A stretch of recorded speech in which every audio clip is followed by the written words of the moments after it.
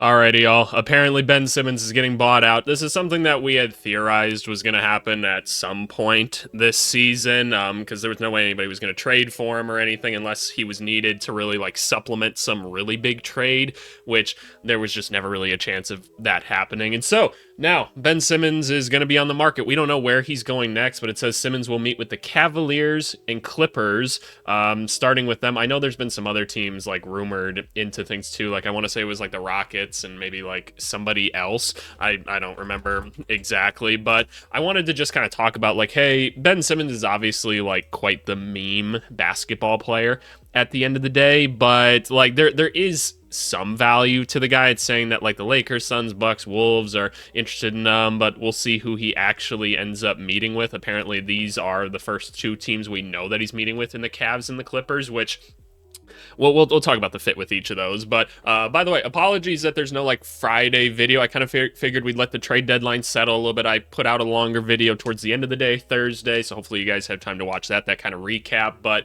I think we're gonna let things sit just a little bit before we actually go and we like grade some things, maybe like next week or something like that. So that's just my thought with things. But anyway, Ben Simmons. Let's take a look at the boy so far this year for Brooklyn. 33 games played, so respectable. 24 games started, playing about 25 minutes a game. Field goal percentage is pretty solid, honestly, all said and done. I know we all see the clips of him bricking the shots every once in a while when he's right next to the hoop. Those happen every once in a while for him. That is very, very true. The three-point percentage, well, there it is. There it is. Totally non-existent. Free throw percentage, not that great. It's not horrible, but not that great.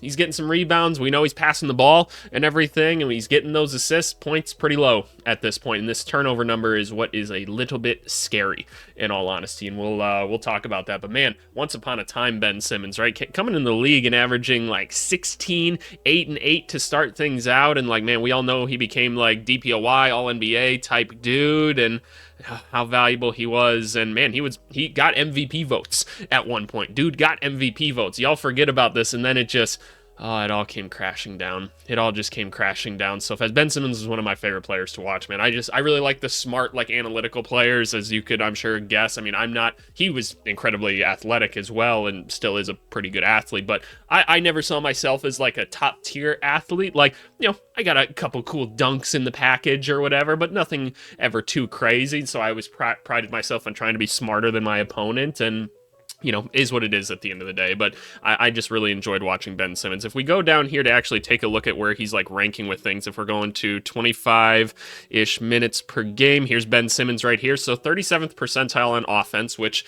I think we could have figured that. His overall offensive contribution is pretty low. Defensively, he's in the 81st percentile, though, and honestly doing pretty damn good overall in that department. So still a positive defensively for a team. And mind you, this is a big-ass motherfucker, right? 6'10", 240, can move his feet pretty well, keeps people in front of him, he's contesting shots. Cool. Like, that's something that we're going to get out of Ben Simmons in that department. The thing I wanted to draw our attention to is, like, the rebounding and the passing. So 83rd percentile for in terms of, like, defensive rebounding percentage, almost league average for offensive. So we know on the rebounding side of things, he can be valuable. In that sense, the assist percentage, 98th percentile. So, like, dude is making his passes. We know he ain't shooting, so we know he's passing the ball. The problem is he is the first in the percentile for turnovers per game, which is not a good thing. You do not want to be first in this. He is turning the ball over 33% of his opportunities, which is pretty insane right now. 1 out of every 3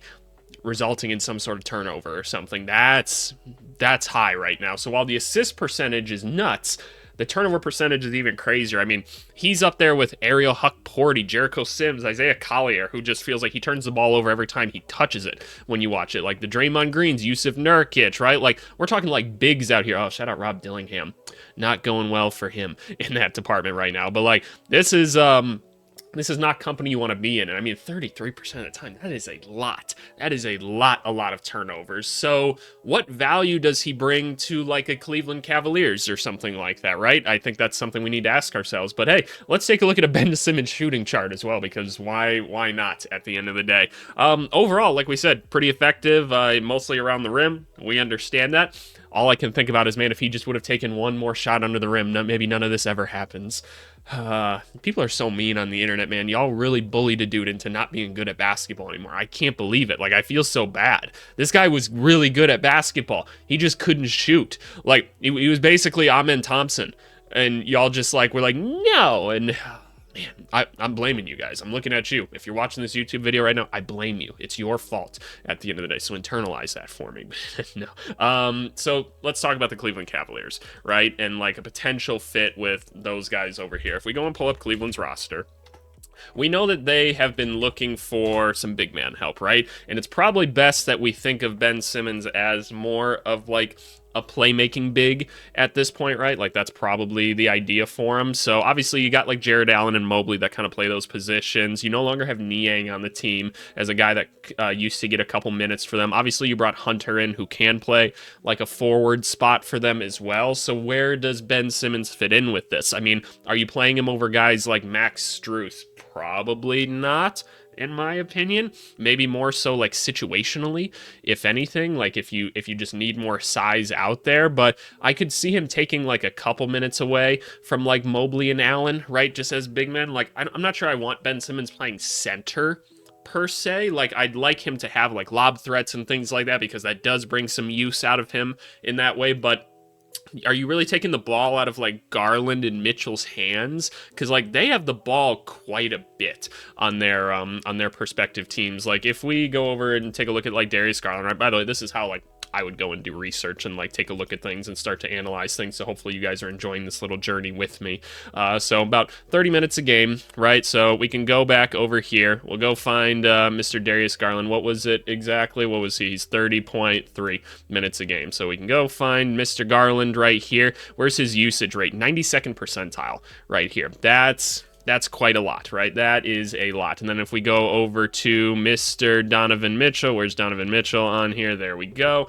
Pull him up. Where's his minutes per game at? Currently, we're looking at 31.3 for him. So we'll go back here, 31 point. Maybe it's not completely accurate here. Okay, so fair enough, 31.2 right now. His usage is 96. So those guys have the ball quite a bit, and we see that a lot of Ben Simmons's usefulness, which he already isn't all that useful offensively. I mean, go back down, what was it? It was like 30 something percentile or something like that. Yeah, 37th percentile, which isn't as bad as I actually would have thought, but it's still not great. So the little bit of offensive use that you really get out of him is like this assist percentage, right? Which is really, really high. And so are you really taking the ball out of Mitchell and Garland's hands? Maybe in theory, because at the end of the day, they are playing together still, and they have to play off each other still. So is it really beneficial though, considering like the turnover percentage you see? That's where I start to have questions. So you're basically just bringing this guy in to play defense then, and maybe get some rebounds, I guess, and he can make some extra passes. Maybe what becomes useful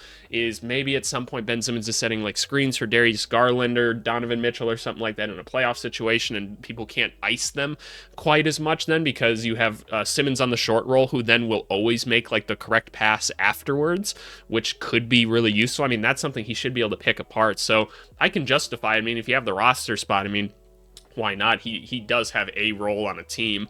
If we can talk about the Clippers then as well, we'll pull them up. Because, by the way, I don't plan on doing a video when he actually goes and signs. I just think it's interesting enough to kind of take a look at a really interesting player like him and kind of break down like where he could be useful and where he might not be useful on a team. I don't think we need to investigate anymore, though. I'm sure we'll cover it in like our weekly videos or whatever. But just looking at the team, right? Like, obviously, the center spot, they got Zubats and they got Eubanks. And then you go over to like the power forward spot, it's just kind of like Batum.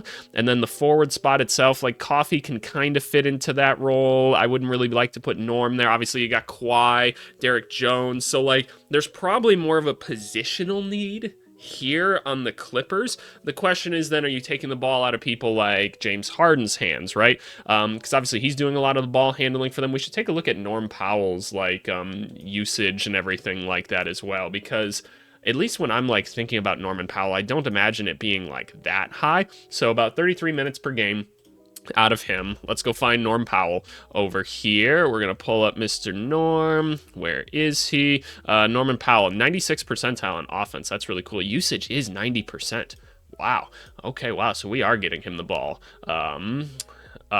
pretty frequent amount, honestly. So that is pretty high, and obviously, like, it's going to be high because he's scoring a lot of points, but that is higher than I expected at the end of the day. Like, for instance, like, LaMelo has the ball like the entire game. That's why he's the 99th percentile right here. Like, this Jalen Green one, like, this is actually astounding that the Rockets are as good as they are and he has the ball that much, which is kind of interesting to me, in all honesty, but I'm getting distracted. So you got Norm Powell there. James Harden cannot be, like, far behind on that list, right? Like, James Harden's got to be up there as well, and obviously Kawhi's going to have the ball a decent amount, so where does his usefulness come in? So about 33.9. Wow, Harden's still playing a lot of minutes, y'all. We should give him some credit for that. So there's James Harden, yeah, 94th percentile there. But after that, you know, Kawhi moves off a lot of screens and things like that as well. So I see Ben Simmons as more of a fit with the Clippers, probably for that reason alone. So I don't know though. Like I said, I've seen like the Rockets or whatever. That I don't think you can add another non-shooter to that team. That doesn't really make sense. A team like the Timberwolves, no, I don't think that's necessarily what you need on a team like that either. You need more scoring. Shout out to Timberwolves for playing their rookies, by the way. Terrence Shannon Jr. actually got in the game yesterday and looked pretty good. And then Clark's shooting for him right now. We'll see if that maintains itself or whatnot. That could be an interesting storyline to follow. But yeah, I don't know. What team do you guys think Ben Simmons should go to at the end of the day? I'm very curious about this.